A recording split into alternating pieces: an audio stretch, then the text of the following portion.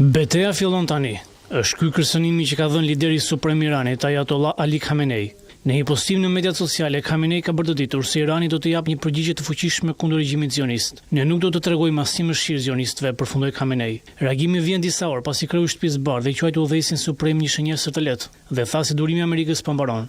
Ai gjithashtu kërkoi dorëzim pa kushte të Iranit. Ne dim saktësisht se ku fshihet jashtë quajturi udhëheqës suprem, ne nuk do ta vrasim atë, të paktën jo për momentin. Durimi ynë po mbaron, dorëzim pa kusht. Trump po bëhet gjithnjëmi i hapur në përdorimin të aseteve ushtarake amerikane për të goditur objektivat bërthamore iraniane dhe po heziton ndaj idesë një zgjidhje diplomatike për i dhënë fund konfliktit në rritje të Izrael, thanë dy zyrtarë amerikanë për CNN. Ambasada amerikane në Izrael njoftoi se do të jetë mbyllur nga mërkura deri të premten, ndërsa Izraeli dhe Irani vazhdojnë sulmin mes tyre, duke shtuar se u ka udhëzuar punonjësve të saj dhe familjarët e tyre të strehojnë në vend. Së bashku me ambasadën, e cila është në Jeruzalem, shërbimet konsullore në Tel Aviv do të jenë gjithashtu të mbyllura deri të premten, thuhet në deklaratë.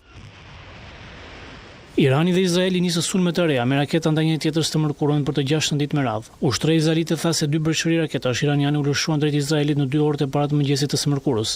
Shpërthime u dëgjuan mbi Tel Aviv. Izraeli u tha banorëve në një zonë jugperëndimore të Teheranit të evakuoheshin në mënyrë që forcat e saj ajrore të mund të godisin instalimet ushtarake iraniane.